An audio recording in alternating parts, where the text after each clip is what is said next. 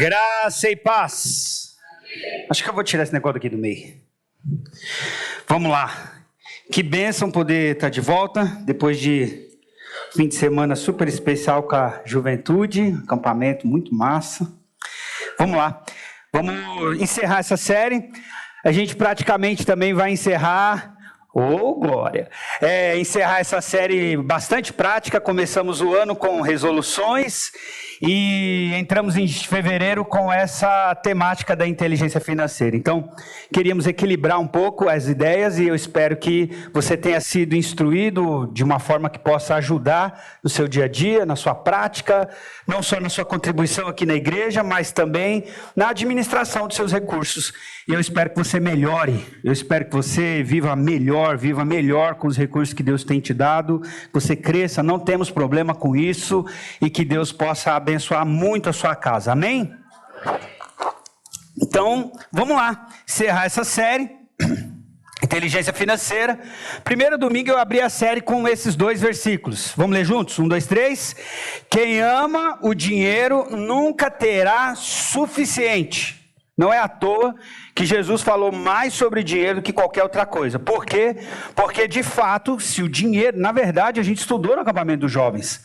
Qualquer coisa que eu amar de maneira desordenada vai tomar um lugar inapropriado em minha vida. Então, isso não é só com dinheiro, é qualquer coisa que eu amar sem o amor de Deus como referência. Então, até o amor a si mesmo, sem Deus como amor de referência, também é uma idolatria. É que muitas vezes a gente não abre o negócio para rachar mesmo, para investigar a luz da palavra de Deus. Mas aí, como esse texto é bem explícito, aí tem um monte de gente também que já pega esse versículo e como se o dinheiro só por si só já fosse um demônio, já fosse uma coisa ruim. E aí, o banco que você está sentado custou R$140 essa cadeira. Eu lembro na época. Entendeu? A cadeira que você está sentado, que nem é uma cadeira lá das melhores, essa cadeira foi escolhida na época exatamente por causa de espaço, apertadinha, aí para dar uma amenizada com uma almofada, para pelo menos dar uma equilibrada, apertado, mas pelo menos fofinho. Então, não tem como, não tem o que a gente faça, e aí eu não sei se é felizmente ou infelizmente é dinheiro, não tem jeito. Qualquer coisa envolve o dinheiro. Então, eu acho que a gente tem um problema aqui de amar.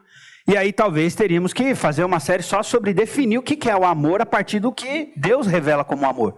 Porque a gente trocou a ideia de sentimentos e tantas outras coisas. Então, quem ama o dinheiro nunca terá suficiente. Vamos a parte de baixo? Juntos? 1, 2, 3. Quem ama a riqueza nunca se satisfará com o que... Então, é cruel. Vamos lá? Não faz sentido... Concordo plenamente, porque do mesmo jeito que crise é cíclica, do mesmo jeito que certos problemas são cíclicos, essa necessidade de autoafirmação aqui, em termos de recurso financeiro, também vira cíclico e aí não tem o que satisfaça. E eu sou super favorável, você está melhor financeiramente. Sei lá, você quer trocar o sofá da sua casa. E aí, sei lá, você está acostumado a comprar sofá de mostruário. Sei lá, não sei, qual o problema? O meu é de mostruário. E aí, bem negociado, estava sujo, eu sabia como limpar, qual o problema? Estava sujo, de mostruário, muito mais barato e está tudo certo. E aí eu comprei esse sofá mais barato. Mas vamos pensar, começa a ganhar. Eu acho que um sofá, sei lá, vou dar um exemplo aqui bem esdrúxulo. Um sofá de R$1.000 para um sofá de R$5.000, deve ter uma diferença enorme. Tem ou não tem? O trem, a espuma do negócio deve ser muito mais maneira. Deve ter uns dispositivos que você aperta, faz tum, tá. Tem uns que tem um negócio que você bota na tomada, você aperta nas costas. Legal, tudo bem, ó. Um sofá de 1.000 para um sofá de 5.000, show de bola. Sofá de 1.000 para um sofá, ou um sofá de 5.000 para um sofá de 10.000, também deve ter aí uns aparatos, show de bola. Meu irmão, agora passou de um sofá de 10.000, 15.000 para um sofá de 50.000, qual é a diferença? Porque não tem milagre, é sofá. Você está vendo? O cara que compra um sofá de 10, de 15 e por um sofá de 50, agora ele já está pagando um negócio que é isso aqui, ó. Isso aqui, ó. Porque não faz... Que madeira que é essa? Que tecido que é esse? Que espuma que é? Não existe um milagre de uma espuma tão diferente assim. Existe diferença. Existe diferença na roupa. Claro que existe. Mas eu acho que esse é o problema aqui, ó. Que você começa a prosperar um pouquinho mais E aí você, em vez de ter a visão correta que foi estabelecida aqui, inclusive no primeiro dia, à noite, dinheiro é ferramenta. Lembra, Giovana? Lembra, Sil? Dinheiro, ferramenta. Se o dinheiro estiver no lugar certo em nossas vidas, o dinheiro é possibilidade. Quanto mais dinheiro, mais possibilidades. Qual é o problema? É aqui, ó. Então isso aqui a gente tem que obedecer na Bíblia. E obedecer de que jeito? Não pode amar o dinheiro. Nós temos que buscar no Espírito Santo, na Palavra de Deus, nas disciplinas espirituais, formas, controles, a domínio próprio, para não obedecer isso aqui, ó. Que essa é a ordem do texto. Não ame o dinheiro, porque se você amar o dinheiro, você nunca vai ter contentamento, você não vai ter satisfação. Não ame a riqueza, essa coisa tão absurda, por quê? Porque talvez você vai ser cada vez mais escravo do estilo de vida que essa riqueza proporciona. Isso vai atrapalhar a sua generosidade, isso vai atrapalhar a sua oferta na igreja, isso vai atrapalhar a sua ajuda para as pessoas. Isso vai atrapalhar, vai atrapalhar. Eu faço exercício, ontem mesmo. Eu não vou falar o nome da comunidade, porque se tiver alguém que mora lá, pode se sentir ofendido. Eu morei a vida toda em comunidade. Nasci em comunidade. E sabe o que de vez em quando eu faço com os meus filhos? Eu levo eles em lugares para experimentar coisas chiquerésimas, deliciosas, bem raramente, porque custa caro. Mas às vezes eu levo meus filhos para andar comigo no meio da comunidade. No meio da comunidade. Para eles entenderem, olha as circunstâncias. E eu viro para eles e falo, vocês nem sabem de nada. Tem gente aqui dentro, no meio dessa comunidade, que tem muito mais recurso do que nós. Então não ame demais esse negócio. Não ache que você só porque alcançou determinados degraus, só pode frequentar determinados lugares. Porque isso aqui vai ser insaciável para você. Aí, só que também tem esse versículo. Vamos ler todo mundo juntos? Porque a sabedoria serve de defesa. Olha que legal. Eu acho isso aqui fabuloso. Vamos ler juntos? Porque a sabedoria serve de defesa. Então, assim, uma pessoa que ela não tem sabedoria, que ela não busca conhecer, que ela não busca crescer, ela está mais vulnerável, ela está mais indefesa. Ela está numa maior vulnerabilidade, maior situação de risco, vamos assim dizer. E aí, olha que interessante que ele faz. Do mesmo jeito que a sabedoria defende você, em termos de discernimento, estratégias, conhecimentos em determinadas áreas, olha o que ele está falando. Como de defesa serve, vamos juntos? Como de defesa serve... Chega, nem precisa ler mais o texto. E a minha pergunta foi, como é que eu obedeço os dois textos? Porque nós definimos o que é o dinheiro servir de defesa. Se a sabedoria serve de defesa, defende, protege, guarda de alguma maneira. Ela ajuda. É como se fosse um guarda-chuva que a pessoa está debaixo. Então, o que esse dinheiro serve de defesa? Tem algum princípio em relação a esses recursos que é como se também fosse um guarda-chuva que eu estivesse debaixo dele. Então, por mais que às vezes dá uma molhada no pé, por mais que às vezes dá uma sujada no sapato, no meio de uma chuva, no meio de uma certa tempestade, se você tiver um guarda-chuva, quanto maior for o guarda-chuva, menos as partes superiores aqui são afetadas. Já vi gente atravessar a rua aí com um temporal, ela tá com um baita de um guarda-sol, tem gente do lado de cá dando risada e falando, nossa, como é que a pessoa vai sair no meio da rua com um guarda-sol desse tamanho? Aí vem aquele torriço, aquela chuva torrencial, fica todo mundo debaixo, encolhido debaixo do ponto, lá todo mundo se molhando, sobe em cima do banco, a pessoa bem beijinho no ombro, abre o guarda-sol dela e se enfia debaixo do guarda-sol dela e segue o caminho dela. Então, o que eu estou querendo dizer aqui, ó? Esse tipo de princípio pode servir num momento de grande tempestade. E aí eu não sei qual é o tamanho do seu guarda-chuva. Não sei. Vamos lá. Eu gosto de pensar sempre na perspectiva de recurso como mordomia. Quando eu fui estudar sobre a mordomia, tem mordomia do tempo, dos nossos talentos, do nosso próprio corpo e mordomia dos recursos financeiros. Mas eu queria pensar assim, ó, quando a gente pensa na palavra mordomos, é a ideia de quem administrava. A tarefa dos mordomos era administrar a casa, ou seja, sei lá, você tem propriedades, você tem uma grande empresa, algum negócio que você não pode gerar aquilo sozinho, fazer a gestão daquilo sozinho, você entrega na mão de alguém. E aí, olha só, esse alguém tinha esse papel de administrar. O mordomo era aquele que recebia por incumbência tudo quanto o seu senhor possuía. Lembra que no caso de José, ele foi um mordomo, ele é um tipo de mordomo fiel, porque, inclusive, diante daquela tentação muito difícil da mulher de Potifar, ele disse que o Senhor tinha entregado na mão dele tudo, menos ela. E ele falou que não podia se apropriar dela de maneira indevida. Estou assim parafraseando, mas a ideia é essa. Então, ele foi muito excelente, por quê? Sempre que a gente vai estudar do ponto administrativo a biografia de José, qual é o resultado que a gente chega? Que tudo que José pôs a mão, ele prosperou. Tudo que José... Quando a gente fala prosperou, é uma linguagem muito gospel. Vamos falar assim, ó, José administrou e o negócio cresceu, deu resultado.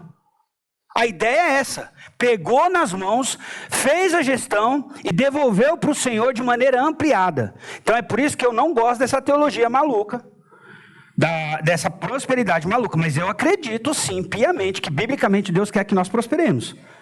E aí a prosperidade não tem a ver com o tamanho do nosso recurso, que é aqui que é o nosso problema. Porque tem gente com uma visão muito mística em relação a isso. Então a ideia aqui é, a tarefa, administrar, e ele tinha uma incumbência recebida pelo Senhor, e lembra, a gente parte do pressuposto que tudo que tem nas nossas mãos é do Senhor. Aí quando é com dinheiro não é do Senhor? A gente, na hora de argumentar, inclusive, sobre os dízimos e ofertas, nós falamos que tudo é de Deus, Deus deixa a gente ficar com a maior parte. Nós só devolvemos para Deus 10% como medida de referência àqueles que defendem a metodologia do dízimo. Então, quer dizer, tudo é do Senhor, no recurso financeiro não é? Os 90% que está na minha mão, ou na verdade os 100% é do Senhor, e tem uma orientação bíblica de uma parte em termos de generosidade nessa gestão, nessa administração, eu ainda devolvo para a obra, para o trabalho de Deus, porque na verdade Deus nem precisa do nosso dinheiro. Fala sério. Nós temos que melhorar a nossa cabeça em relação a isso. Deus não precisa de dinheiro, Deus manda a mula falar se Ele quiser. Deus manda a pedra jorrar água, Deus manda cachorro fazer miau e gato fazer au-au. Se Ele quiser, Ele faz o que Ele quiser, Ele é poderoso. E muitos de nós esquecemos disso. E aí, por que isso é importante? Porque muitos de nós, inclusive nessa relação do dinheiro, parece que nós, quando prosperamos, é nós que ajudamos Deus. Ah, vara, deixa dessa, Zé. Larga disso. Não é? Então, tudo que a gente tem, tudo que a gente possui é de Deus. Inclusive o crescimento, se crescermos financeiramente. Igual o pai quando fala para o menino que tirou 10 em tudo, e aí se for um pai meio parecido comigo, vira para o menino, vai elogiar depois, mas primeiro dá uma nele, ele vira e fala, pai, minhas notas, não fez mais que sua obrigação. Nós, com Deus, em relação ao recurso, é mais ou menos isso. Eu ganhava X, melhorei, cresci, fiz o dinheiro crescer. Aí nós chegamos diante de Deus, Deus, o que eu fiz com os recursos? Mais que sua obrigação, porque tudo que eu já te dei, toda a instrução que eu já te dei, você ainda fez foi pouco, devia ter prosperado, era mais. Tá vendo? Então, a ideia aqui é, tudo que possuía, tudo que ele põe a mão, o negócio fazia crescer. E aí, por que eu gosto dessa ideia? Poderia ser terras, claro que quando a gente estuda mordomia, não é só do recurso financeiro. A ideia aqui é dinheiro, joia e até mesmo os cuidados com a família do seu senhor quando este se ausentasse. Então, o cuidado com a família qual que era? Leva na escola, pega o menino da escola, providencia o mercado, faltou um garrafão de água, não sei o quê. O mordomo tinha esse tipo de responsabilidade. Nós partimos dessa ideia. Do Senhor é a terra e a sua plenitude, o mundo e os que nele habitam. Tudo é de Deus. Tudo. Deus é dono de tudo. Repete comigo. Deus. Repete de novo. Deus é dono. Repete de novo. Deus é dono. Aí. Então a ideia aqui é, Deus quer que sejamos bons mordomos. Repete. Deus quer que sejamos bons mordomos. Se aplicarmos a ideia de mordomia aos recursos financeiros que tem em nossa mão, qual é a obrigação de qualquer valor de dinheiro, de recurso que esteja na nossa mão? Crescer. Seja o mínimo possível. Mas deveria crescer. Aí já deu uma chocada na gente, né?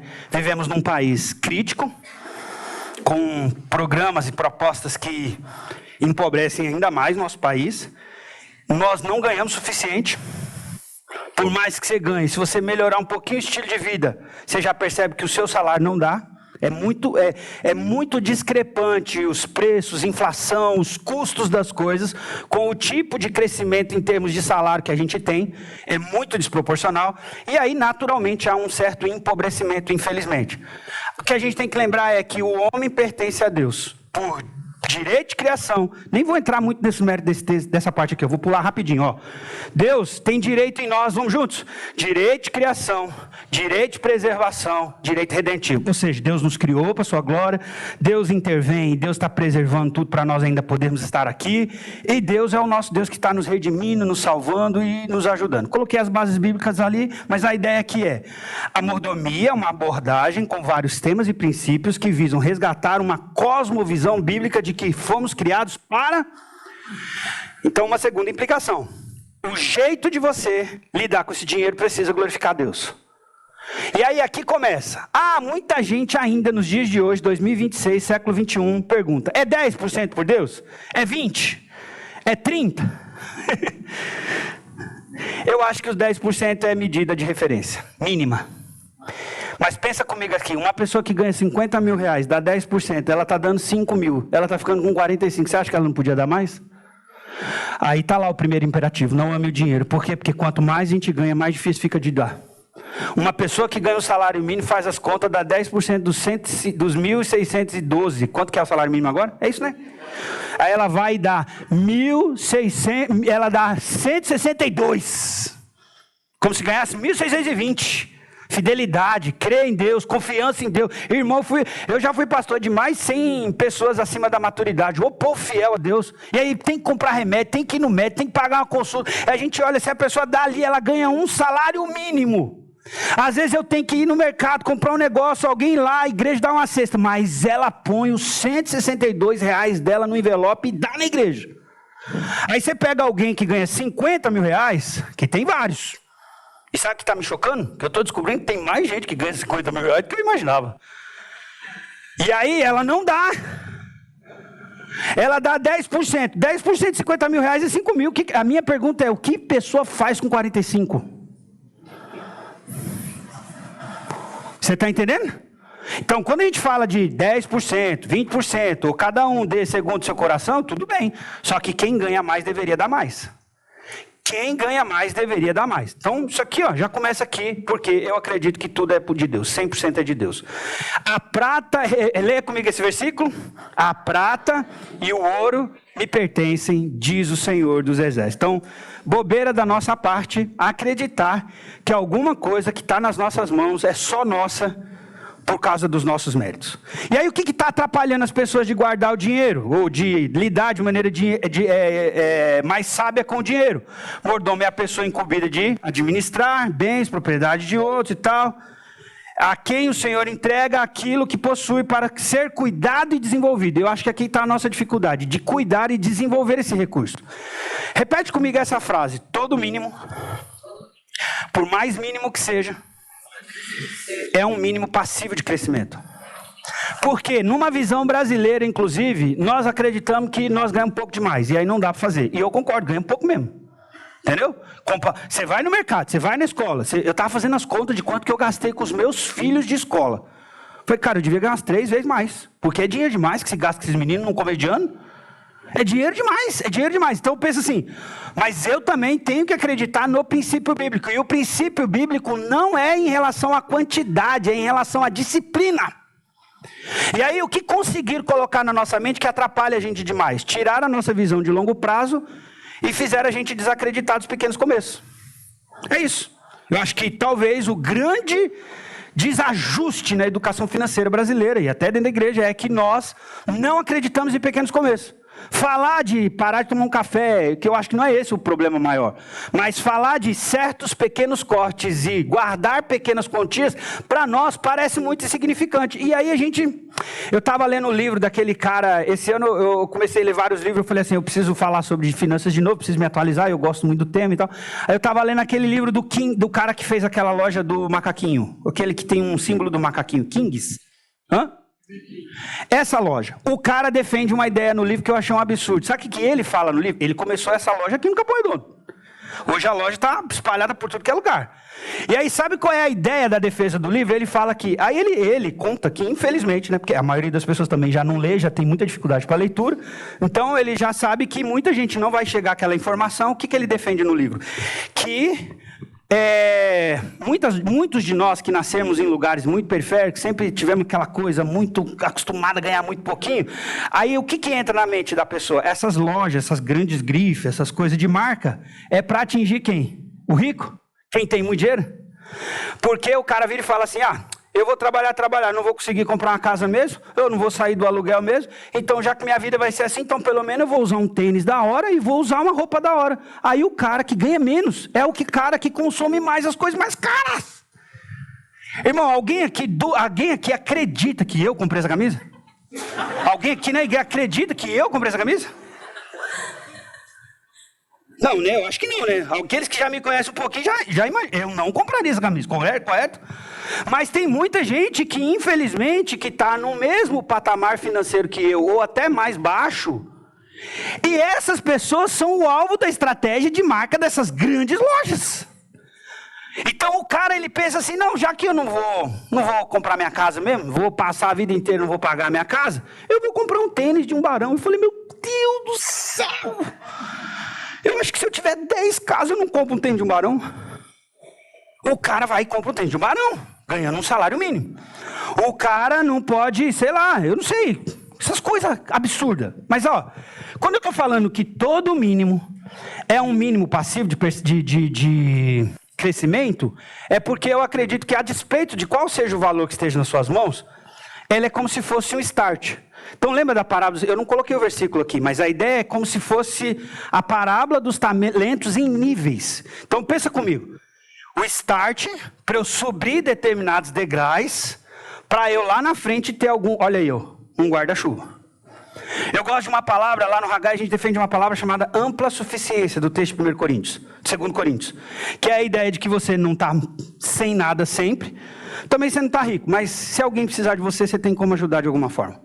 Se acontece um imprevisto na sua casa, você não é pego de surpresa assim. Você de alguma forma tem de algum lugar, alguma coisa para poder cobrir aquele imprevisto. Então qual é a ideia?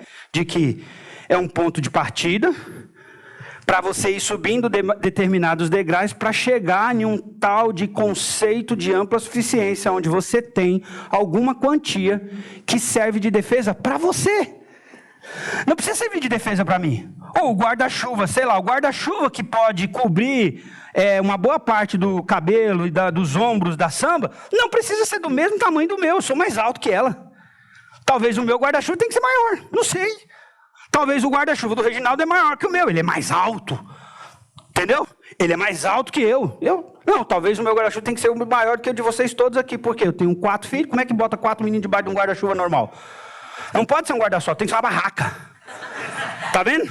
Então a ideia é de que todo mínimo, olha só, por mais mínimo que seja, é um mínimo, repete comigo, todo mínimo, por mais mínimo que seja, é um mínimo passivo de crescimento. E aí eu coloquei, dinheiro não traz felicidade, nem compra, nem manda buscar. O dinheiro pode, na verdade, perigosamente sufocar a nossa adoração ao Senhor. Só que a gente tem um problema no Brasil, que é isso aqui, Tem gente que, no Brasil, tem em todo lugar, mas principalmente aqui. Tem gente que vive só para hoje, o amanhã pertence a Deus. Alguém da sua família fala desse jeito? Ou você mesmo já falou desse jeito? Entendeu? Não precisa confessar aqui agora.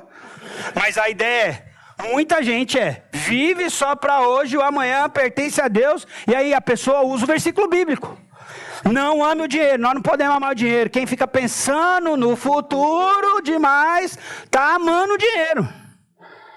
Aí o outro lado vive só para o futuro e não desfruta de nada. Tá vendo aí, colocou o dinheiro lá, o coração dele tá lá, não bota o seu coração, não amei, não ameis o mundo, não coloca onde está o seu tesouro, está lá seu coração. E a pessoa só vive aqui. A minha pergunta é, do mesmo jeito que tem que obedecer para não amar, e que tem que obedecer para ser de defesa, será que não dá para pegar isso aqui e jogar um pouquinho para cá? Pegar esse aqui e jogar um pouquinho para cá? Não seria uma vida legal? Eu acho que seria uma vida mais equilibrada, é o que Deus quer. Só que o que atrapalha as pessoas? Isso aqui, ó, visão mística. Visão mística é porque tem gente que acha que a vida dele financeira vai melhorar se ele ganhar na loteria. E de fato, realmente. Fui levar o Luiz André num banheiro lá em Santo Amaro, na galeria. A gente passou em frente à casa lotérica, que tinha uma placa enorme assim, escrito 105 milhões acumulados. Na hora eu lembrei do questionamento do Neymar, que os caras estão falando que ele está ganhando quase R$1 milhão por dia. Eu falei, gente do céu, é dinheiro demais. O que faz com dinheiro desse? Claro que eu tenho plano. Tenho. Ixi, meu irmão, primeira coisa é um prédio para aquela igreja, um negócio sei o quê, acampamento do Pará, ia ficar coisa mais linda, ia comprar umas casas e botar um monte de dinheiro. Aqui, ó. Só que tem muita gente que tem uma visão mística. Ela está dependendo da sorte para melhorar as finanças dela. E geralmente quem depende da sorte não melhora de vida financeiramente.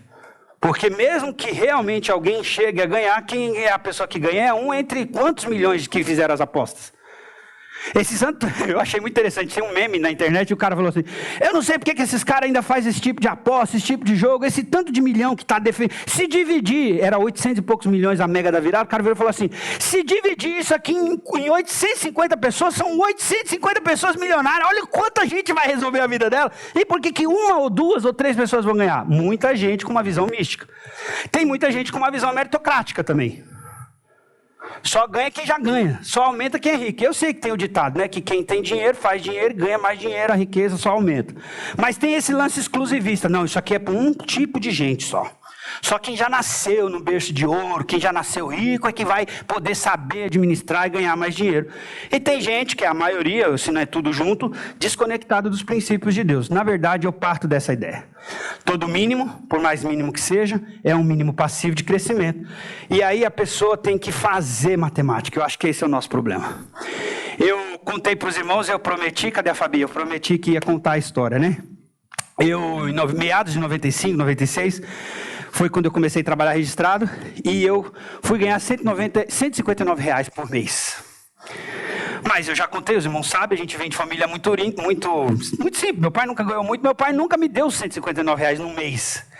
E eu lembro que eu cheguei em casa e falei para ele, ô pai, isso aqui é pouco demais. Ele me deu uma lição incrível, que eu nunca mais esqueci. Ele virou e falou, é pouco? Eu nunca te dei 159. E ele emendou, se você começar a gastar dinheiro à toa e não guardar, você vai pagar as contas aqui em casa para você aprender a entender o valor do dinheiro. Irmão, aquilo entrou em mim como não é um negócio que sabe quando entra com um negócio. Eu falei, entendi. Bom, o que eu decidi fazer? Como eu descobri que como empacotador eu ia ganhar caixinha e não era pouco, eu ganhava entre 15, 20, 30, 40 reais por dia. Nós estamos falando de quantos anos atrás? Sei lá, uns 30, quase 30 anos atrás. Eu comecei a juntar aquele dinheiro. E o meu pai falou assim, se você ganhar 100, você guarda 50 e gasta 50. Se você ganhar 200, você guarda 100 e gasta 100. E aproveita, porque se é solteiro, enquanto você estiver na minha casa, você pode fazer isso. Porque depois que você casar e tiver filho, isso vai ficar muito mais difícil.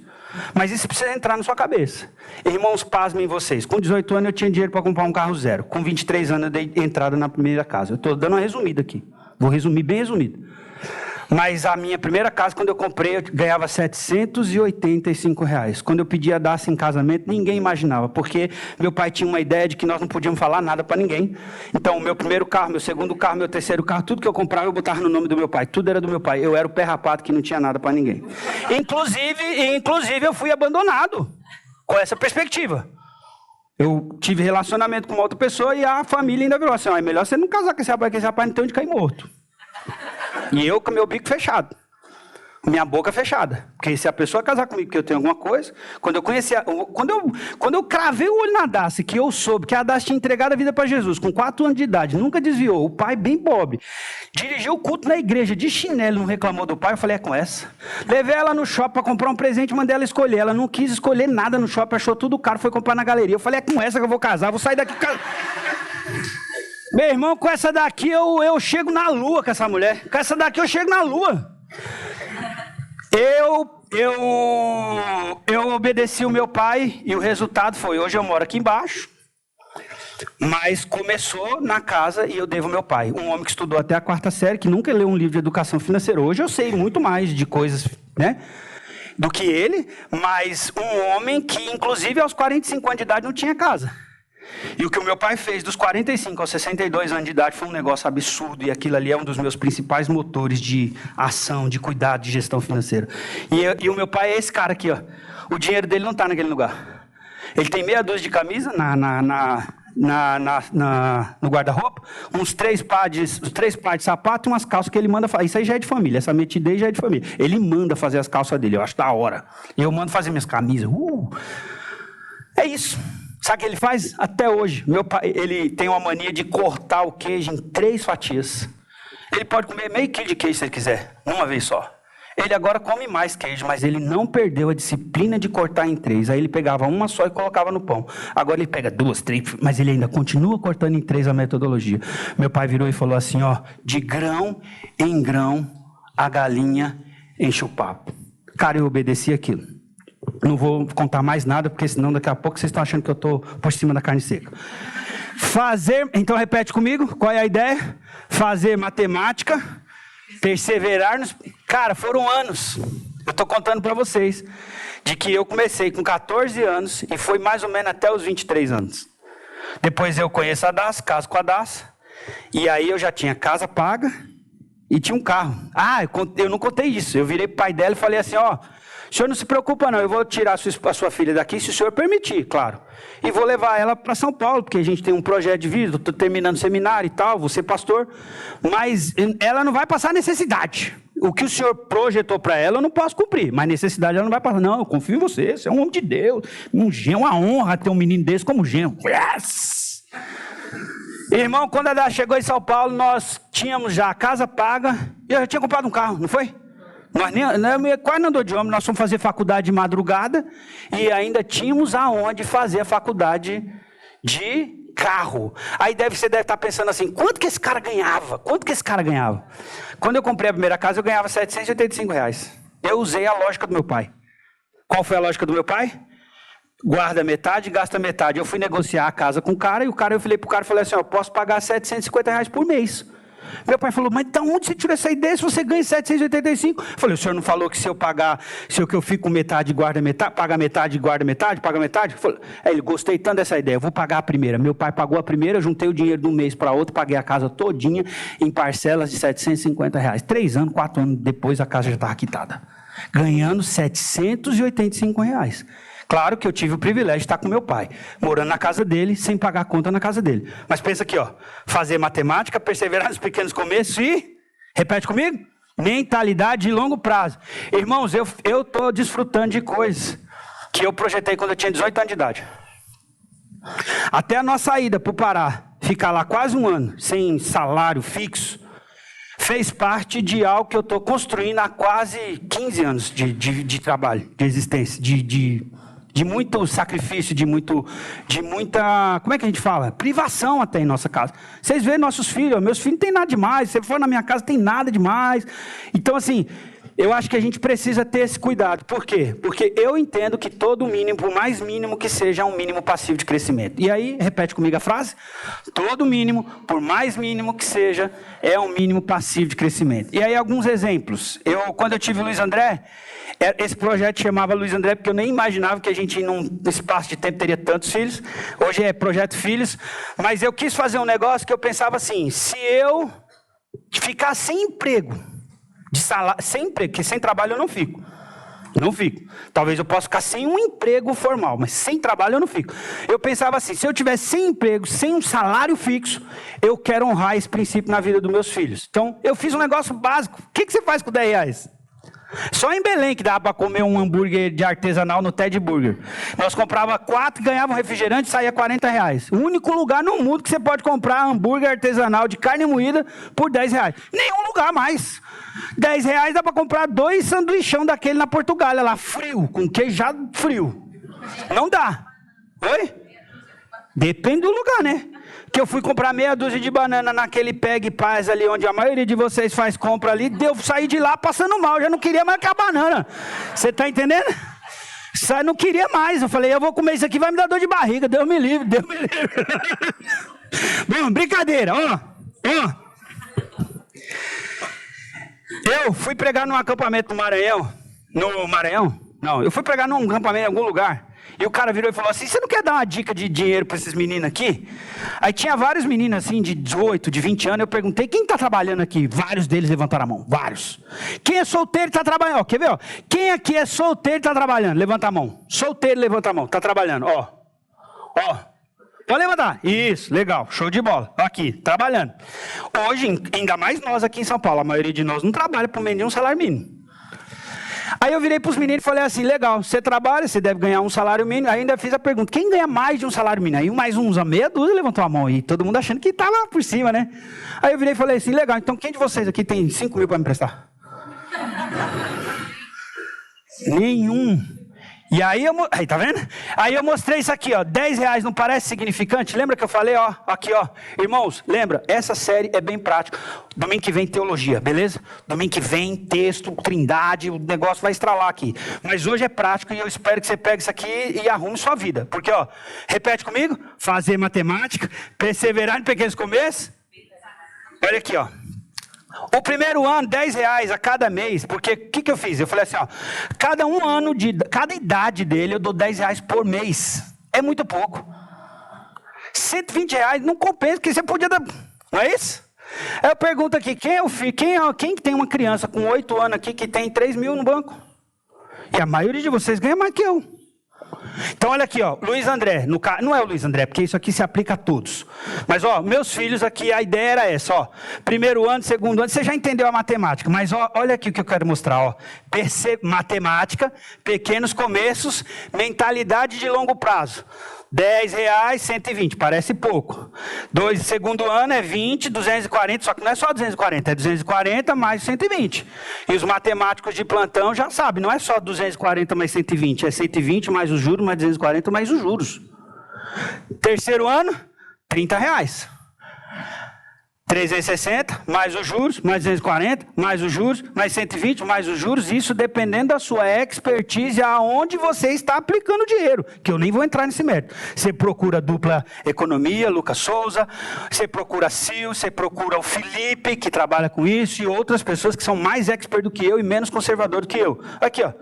Bom, você já entendeu a matemática. Qual é a ideia? 6, 7, 8 anos. Olha aqui, o dinheiro. Aí agora você pega, o vô vai dar 100, você vira para ele e fala, fica com 50 e dá 100 que eu boto no banco. O vô deu mais 100 de novo do nada, parece do nada dando 100, me dá esse 100 aqui que eu vou botar no banco. Ganhou 500 de aniversário, você vai fazer o quê com R$500 de aniversário, Luiz André? Você sabe quanto que eu tenho que trabalhar para ganhar 500 conto, cara? Se eu for fazer uma renda extra para ganhar 500 conto, tem que dirigir o dia inteiro, você tá maluco? Não, me dá esse dinheiro aqui. Você acha que quanto que tem um menino com 10 anos de idade? Olha aqui. Se for a R$10, se eu der 50, se o meu pai der R$100 para esse menino, olha aqui, ó, olha aqui, quase um ano. Se eu pegar R$500, é como se fosse o 4 anos dele inteiro. E aí a gente muitas vezes não pensa a longo prazo. Eu não estou dizendo que você não deva dar as coisas para os seus filhos. Os meus filhos têm muito mais coisas do que eu tive quando eu tinha a idade deles. Nós não conseguimos educar igualzinho. Só que nós temos que procurar princípios para ensinar e ampliar. E eu pus aqui até 10 anos, porque eu falei assim, se eu parar nos 10 anos dando R$100, não aumentar os R$100, se eu der até os 18, quanto de dia esse menino tem?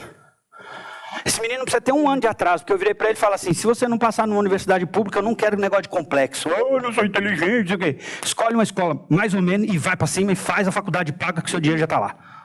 Não quero, agora estuda para passar na pública. Se você não pagar, se você não passar na pública, se você passar na pública vai ser muito melhor.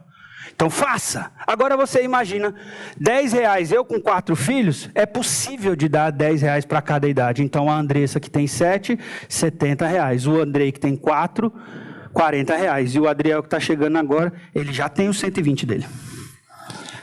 É pouquinho. Parece muito pouco. Mas você está vendo que talvez não possa ser para a faculdade. Talvez possa ser para outra coisa. Você é um casal que não tem filhos. Você tem sua viagem paga. Você pode se livrar dessas dívidas de cartão de crédito. Você pode sair desse negócio de usa para pagar depois, usa para pagar depois. Não, você já vai para um negócio livre, leve, solto. Passa, paga seu cartão. Não é só isso, né? Eu tenho desafios pessoais. Aí são meus desafios pessoais. Esse aqui é só um exemplo. Na verdade, o meu desse ano tem 200 depósitos. de inúmeros valores diferentes, desde R$50 até o máximo R$270. 200 depósitos que eu tenho um alvo financeiro, na minha mente, para esse ano. Eu criei uma tabela minha. Essa aqui eu peguei na internet, ó. Começa com R$1, ó. Termina com 100, ó. Final do ano, ó. A pessoa colocou 100 depósitos, ó, ganhou 5 mil, pronto, a viagem está paga.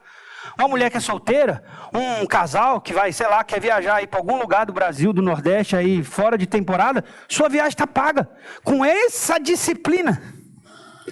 Então, eu fiz uma tabela para mim, para 2026, com 200 depósitos. O maior depósito custa R$270, que não vai ser agora, porque esse ano, agora, mediano até julho, quase, claro, mas normal. IPVAs, escolas, materiais, só de material. Eu estava fazendo as contas lá em casa ontem. Falei, nossa, acho que você vai trabalhar antes do menino ter 2 anos. Para dar uma desafogada? Aqui. Você está entendendo? Então, eu quero estimular vocês e eu quero terminar com o Projeto Nando. O Projeto Nando é autorizado. Esse cara trabalhou para nós uns 4 anos, mais ou menos. Trabalhou para mim, trabalhou para nós, 4 anos. Fez várias coisas para mim, para meu irmão. Trabalhou para a gente lá na Zona Leste e tal. E um dia ele virou para mim e falou assim, André, eu queria ser abençoado que nem você, assim. Eu falei, como eu sou abençoado diferente? Porque eu não acredito que eu sou mais abençoado que as pessoas nesse sentido, sabe? Eu acredito que, assim, eu obedeço certos princípios que, de repente, você não quer obedecer. E, obviamente, eu vou desfrutar de resultados que não tem como você desfrutar porque você não quis obedecer. Se eu estou dizendo, guarda R$10, eu estou guardando, meu filho vai ter 10, o seu não tem como. Não é que eu sou mais abençoado que você. Ele só está desfrutando, na verdade nem foi ele, né? Ele está desfrutando de uma disciplina que eu estou obedecendo e que você não obedeceu. Então eu não sou mais abençoado que você, nós todos já somos abençoados. Mas a ideia aqui é, eu virei para o Nando e falei, Nando, se você se disciplinar, e o Nando tinha um problema com cigarro, muito forte, muito sério. Eu cheguei para o Nando e falei assim, Nando, quantos maços de cigarro você fuma? Aí ele falou lá, quantidade de cigarro, eu fiz a conta daquilo lá e fiz aquilo no mês. Ele fumava mais de R$250 de cigarro por mês. Eu falei, não, tá aí o seu problema. Se você parar só de fumar, não estou nem falando para você parar de tomar cerveja. Se você começar a ir para a igreja, parar de beber, parar de fumar, você vai ficar rico. Mas se você ainda continuar tomando cerveja e só parar de fumar, você já compra a sua casa. O zóio dele estatalou. Eu falei, eu vou fazer um plano para você e vou te dar.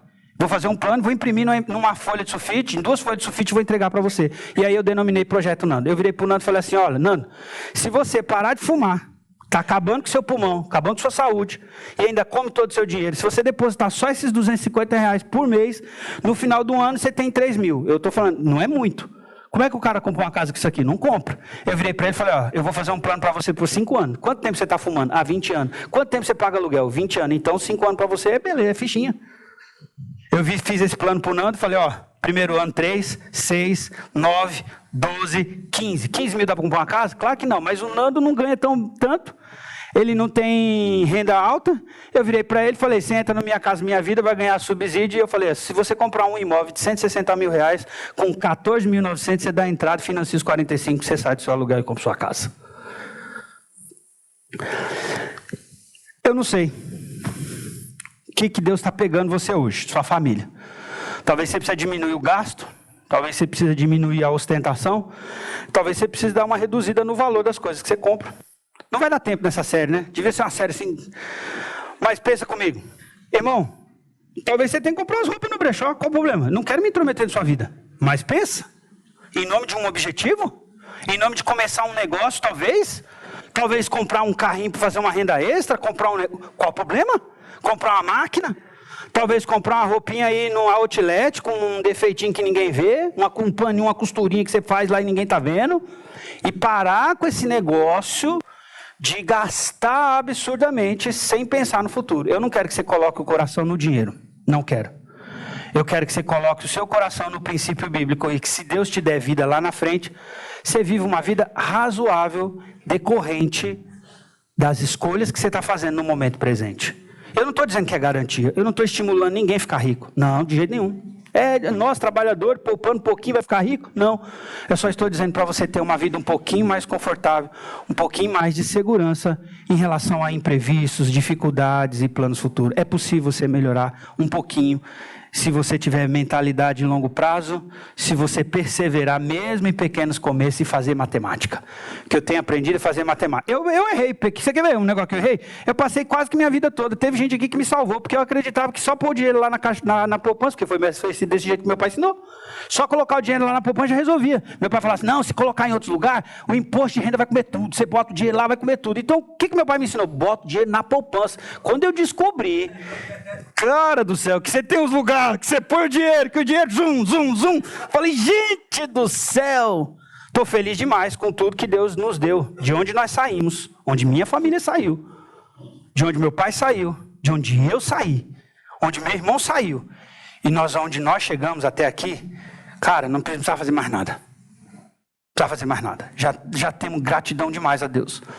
Mas eu acho que você podia pensar assim, eu posso talvez proporcionar uma viagem que eu nunca fiz com meus filhos. Eu posso fazer uma coisa que eu nunca fiz com a minha esposa. Eu posso talvez levar o meu filho para experimentar uma comida diferente, sem aquele peso na consciência, sem ter que ser no cartão de crédito em 10 vezes com juros, sem aquela pressão, aquele negócio social. Só para destravar aquela mentalidade de escassez no seu filho e mostrar para ele que ele pode chegar nos lugares mais altos. Só que o dinheiro não pode estar aqui. O dinheiro tem que estar aqui e aqui. Porque com a visão correta, o dinheiro nas nossas mãos aumenta as possibilidades. Que Deus abençoe a sua casa, que Deus abençoe a sua administração. E lembra, que você melhore, que você cresça em nome de Jesus.